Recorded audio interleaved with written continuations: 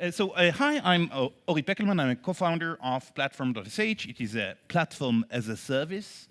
You get push and stuff happens. And this talk is called There is no container. As we're in kind of Paris Container Day, I would imagine that a bunch of you might know what a container is. But like, I've made 66 slides, so we can choose on which ones to spend more time. So we're kind of going to distribute you guys in 3 groups. So kind of group A is containers. Sounds interesting. I came to learn. So who kind of feels they're more in the I'm just trying to figure out what's happening there. It sounds cool. So group A. Okay. There is a representation of group A. Group B would be kind of, I use Docker in production. It works, and I don't really have to care, or production or in development. I don't really care how it works, the internals, but I like containers, it works. Who's on group B? Okay, so you should know that this is group C. So I have kernel foo. So who knows who this guy is? Only 5 or 6? Oh, okay. Please check out Lord Buckethead. Very important for your self-esteem. So yeah, this is where I say, I'm talking after Jesse Frazel. I'm imposter syndrome and stuff, but okay. Before we delve kind of into my talk, general considerations on okay, containers are cool, good, but why do we need containers? What problems do containers solve? And basically, it's kind of a packaging thing, right? They allow us to take complex software and put it in packages that are easier to manage. And this is something we already knew how to do, right, with virtual machines. We knew how to install everything on the virtual machine. Yay, it works. 6 months later, yeah, it works. And now we know how to clone them. We have virtual machine images. And so it becomes really, really easy to deploy. We even, do it like with appliances. People cloned hard disks, and you would go and put the hard disk inside the rack inside the data center, and we knew how to install complex software like that. And basically, containers are an iteration on this, like putting the whole machine in your data center, but at a lesser granularity, let's say. It's something where we say, okay, but it's less expensive than having a person go into a data center and push a thing.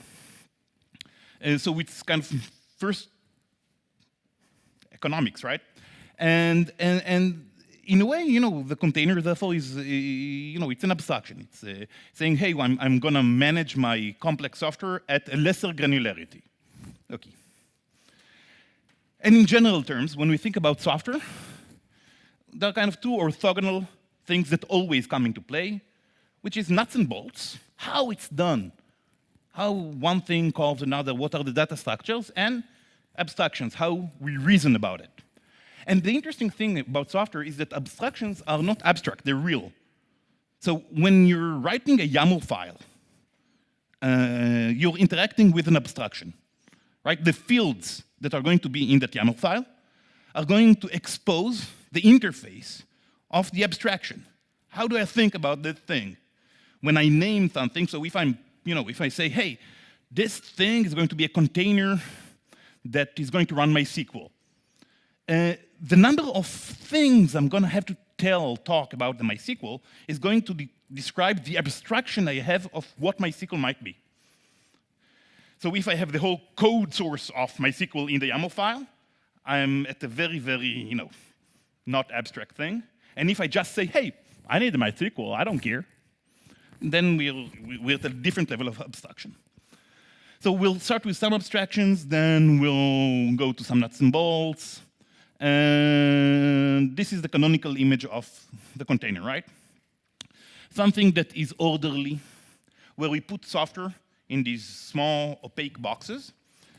And these boxes have a common, simple interface where we don't care about what's inside.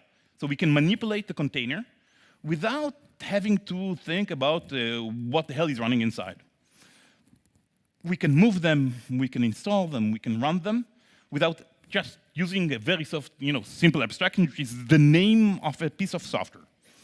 That's good. But if we think about it in the non-abstract way, like in the nuts and bolts way, the reality is inverse. And the container doesn't create opacity from the outside in. Kernel, UID 0, they see everything. Nothing is hidden from them, right? Root, the kernel, the fact that you've put it into a container doesn't make it so. For the kernel, this is the reality. They see, all the moving parts are still spinning there. The container is kind of its opacity, but from the inside out. It means that we're using a bunch of kernel features to lessen the view of a specific process on its surrounding world. So, and basically we say, hey, we segregate the outside world using namespaces, so we hide everything that is not in your namespace. Oh, we're gonna tell you that you can't use everything from the outside world. So this device is not yours. You can only get this much memory. These are C groups. Sometimes we're gonna use namespaces again, and we're gonna use this segregation in order to lie, outright lie. Hey, the world is different than what you think. And we're going to limit the executable's capabilities regarding the kernel itself, because again, these are not, we'll go into this, but these are not things that were built into Linux from the beginning. So we're deep into nuts and bolts here, and let's try to create a container, see what precisely a container is. So there, you have an operating system, yay, we're only talking about Linux here. And no software in an operating system runs outside the operating system. So your machine code, your assembly, still needs to hook in to the operating system in order to be able to run. Nothing else runs. So basically on Linux, we only have one thing that runs, ELF binaries, and they're gonna interact with the system through a very specific interface, which is called system calls. So it's gonna ask for resources, launch other processes, play sound, always through these system calls. So we, not play sound through the system call, but ask to be able to talk to the sound driver through the system call. And sometimes, nicely enough, Linux would expose higher level constructs when we interact with the system call. So you could, for example, and that's very, very often in Linux world, it's going to expose the pseudo file system. So you would have kind of a more readable interface to interact with. So basically, in Linux, we're going to start processes. We have 3 ways to do that. And how do we, when we run this process, how do we make it so that the world will seem smaller to it? We can send, when we start the process, we can set a certain number of flags, of parameters. And so when it gets created, so we're going to use like the clone system call to run the process. And we're going to tell, hey, it's the same process running, but it's not precisely the same, and it sees the world a bit differently. And we have a bunch of parameters called clone new something. So, for example, one of the nice ones is clone new UTS. And this one basically says when you're going to call these system calls, like SetHostname, it's going to be only for you and your namespace. So it's the same system call as you would call normally from outside the container, but it basically means that, hey, next time anyone with this namespace call getHostname, give it whatever I put in the setHostname thing. So suddenly I have a process. We have tricked this process, and it doesn't read the same reality as the other processes in the system. And basically we can, these manipulations we can do either when we create a process with clone or by calling later unshare. And it doesn't have precisely the same signature because nothing should be easy. And, or you could assign a namespace to a running process using setNS. And so, lying about the host name is nice, but that's not really a container, right? So what else can we isolate? We can, and this is probably the most important thing, we can isolate the file system. And when you think about OCI and all these container images, this is always about that. How do I create an image of a file system where when my process will run, it will see a root file system that is usable, and but it is not the same as the host machine. Again, if the kernel looks at this from the outside, it doesn't say that. If you have a mount, it's a mount. It's not spatial in any way. Okay, I'm not going to talk about capabilities. It's important, but yeah. So basically, when we do that, so we create this, we call this system call clone new NS, and NS is just a namespace, so it's weird. It's because it was the first one, so it was just called namespace, and then they added the other ones. What this should have been called clone NS mount or storage or something like that, probably mount. And we can basically do, a lot of manipulation afterwards. We create this new namespace for the mounts, and we can unmount everything, do that, that's good. And then we can remount some stuff, and possibly, map everything we need until we get a usable file system on which we can run processes.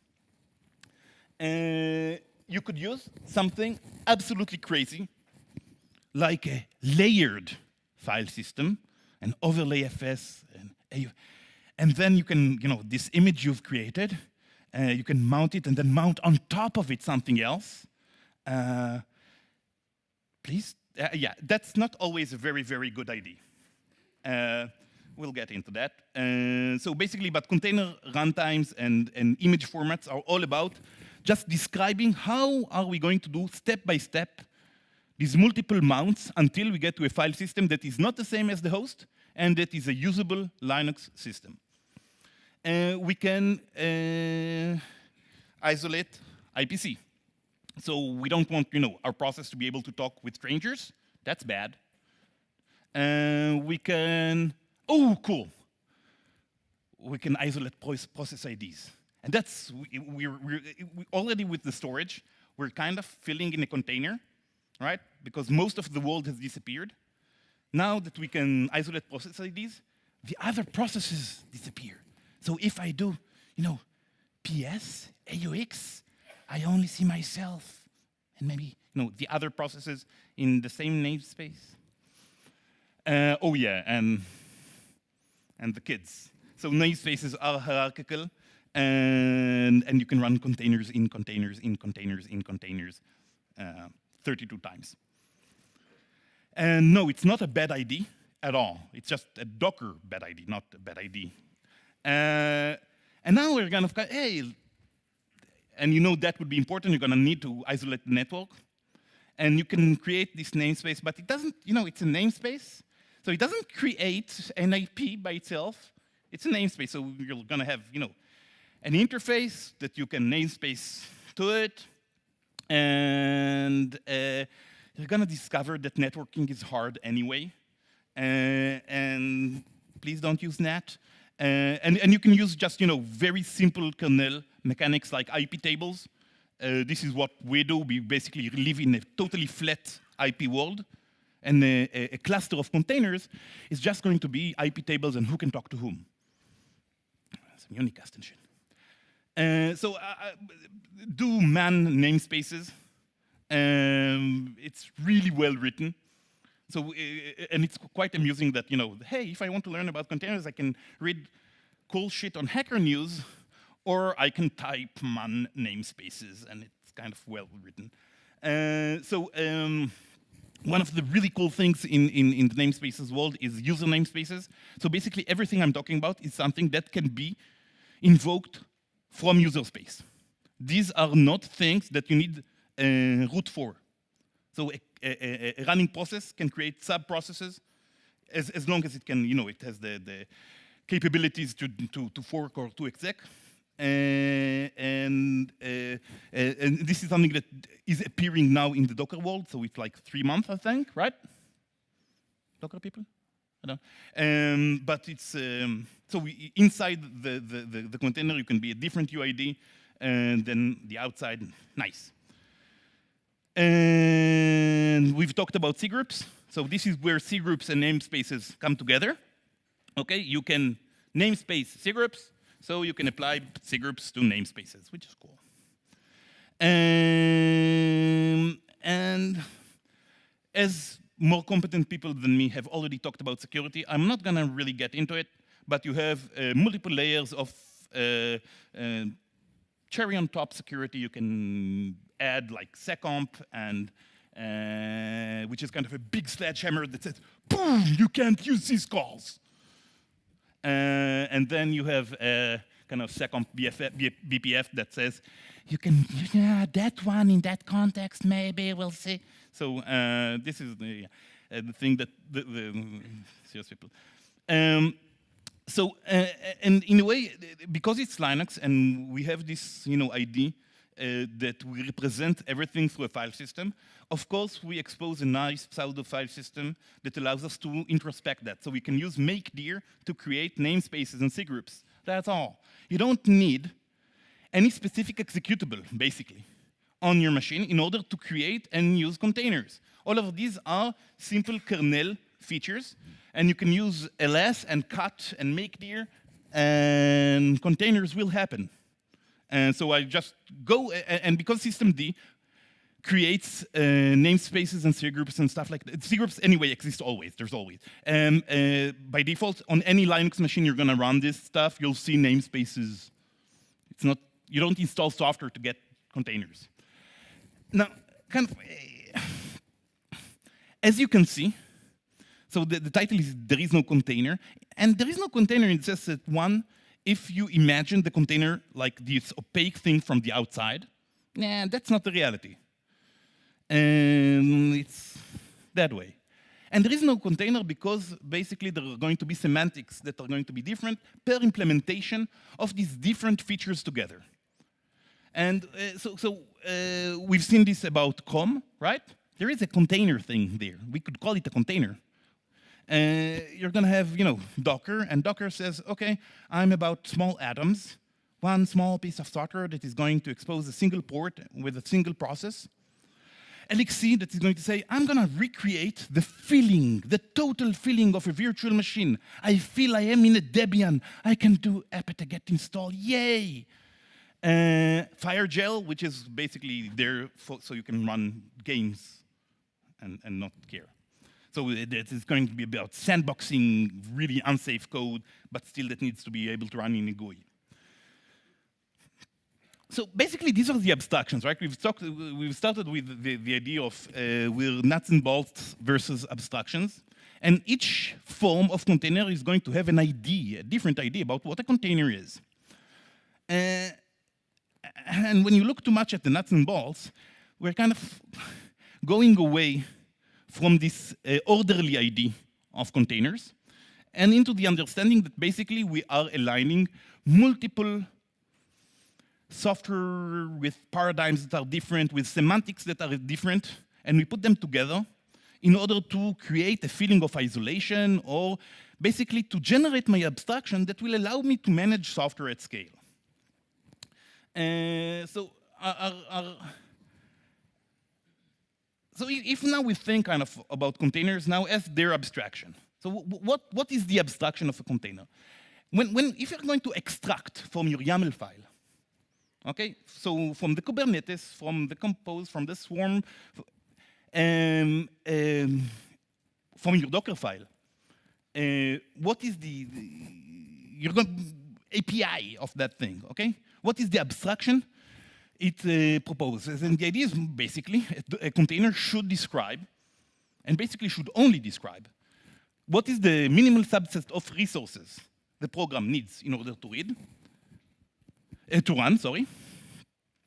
And what is the understanding from the outside world of this piece of software that is needed in order to run it?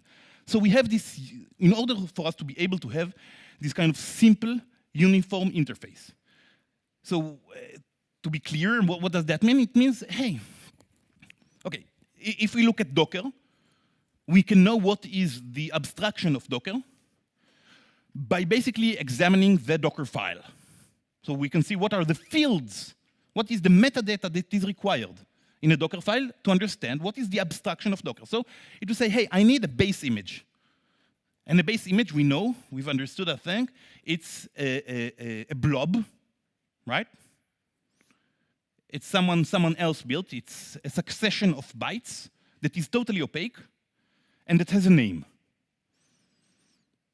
So it comes from the store, it comes from a registry, but we know nothing about it except its name and hopefully that it works. And we're going to describe a working directory, somewhere we're going to do stuff. Interestingly enough, in the Docker world, the first thing is not read-only. So by default, unless you do something, when you are going to mix and match together, we're going to do this mounting and mashing of the newness of the storage layer namespace, we're going to mix them together. We're going to have a build step, which is kind of the bash script running. It's going to manipulate that before we run stuff. We're going to say, hey, there's a port we can expose to the world, and we have environment variables that are going to allow us to spatialize my container, maybe. And last but not least, we have a single command to run. So this is what Docker says is the general contract for running software. So if you're going into a world in which you say, hey, let's containerize everything and let's containerize everything Docker style, it means that you consider this to be software. No other thing is allowed as the interface of software. And this is basically kind of, the software contract that is exposed to us, the system operator or the developer. When we chose, so Platform.sh is a pass. We're running in production on containers for the last kind of 4 years, something like that. And we never got to use Docker, so it was too early when we started. And the contract wasn't just right. So we were thinking about what is our contract that we need from the software. It was more about kind of how do we build this software. So the opacity of the base image didn't seem right. How do we build everything it depends on? I want to be able to build from zero, from source, from a new world, everything, and arrive at precisely the same state of the world. I don't want to depend on binary blobs. And the thing is that kind of software, weirdly enough, is not just code. It's code with infrastructure on which it relies, an initial data, set of data. Really, software doesn't run without data usually, and anyway, not useful software. Configuration. So we're then kind of internally talking about, hey, what's our contract? And of course, at any point in time, we've heard, so please refer to the blah blah talk about why don't we use console, why don't we use thingy A, B, or C. Docker has user namespaces for the last 3 months. We are in operations. This is not JavaScript. This is not, hey, Vue.js is cool, let's, yeah. So again, everything I'm saying is not that Docker is bad or containers are bad. It's the question of, hey, what is the abstraction level you're working at? Are we taking our physics sets or our organic chemistry set? We started from the molecule. The first kind of the minimal abstraction we have is not a piece of code, a repo of code, but a repo that represents codes plus the infrastructure. So the basis for us would be to have everything immutable, because the only way stuff works at scale is if it is immutable. Any functional programmers around? Yeah, okay. Okay, you know, the nice thing, the best citation about function, anyone that thinks that the world is mutable has not heard about the concept of time. That's a cool thing. Okay, so this is what kind of the basic contract we needed. And so when we did it, we basically said, okay, this is also our layering, right? Because when you put stuff in boxes, the idea is that once we have this abstraction and put it in a box, we have system boundaries. And now we can replace it. And I have no doubt in my mind that we will change our containerization methods in the future. We're now talking about dropping containers and using KVM because we can probably achieve the same level of density today with KVM and with simpler operational work. Maybe, I don't know. And this, you know, and these abstractions are important because once you set the kind of the correct level of abstractions, you get to have features. It is basically impossible to implement at a different abstraction level. The fact that we consider our thing is the molecule, so a running system with its configuration, it's persistent. So we run containers with persistence because we run everything on a distributed, replicated, fault-tolerant file system because we understand the life cycle of every process and we know when files are closed. And we know when there is a packet on the network, so we can do operations because we know what state the network is. So when you have this, you get features, and we have features like we can take a whole.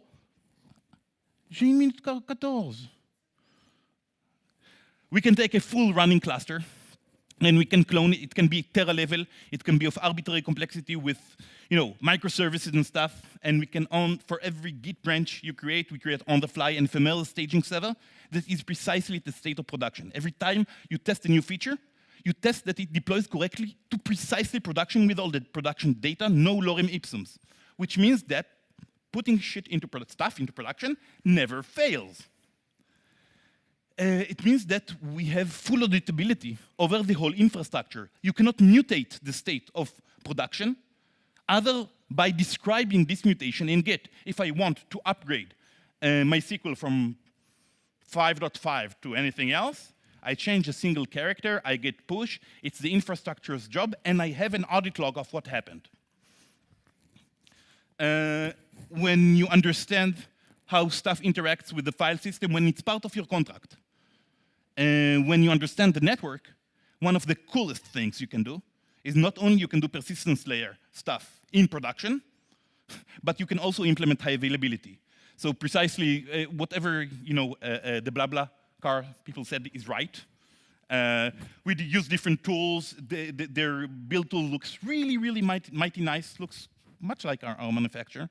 That's about it. I don't think we have much time for questions unless you can do that in 10 seconds. Thank you very much. Ori Pekelman, Abstractions, nuts and bolts.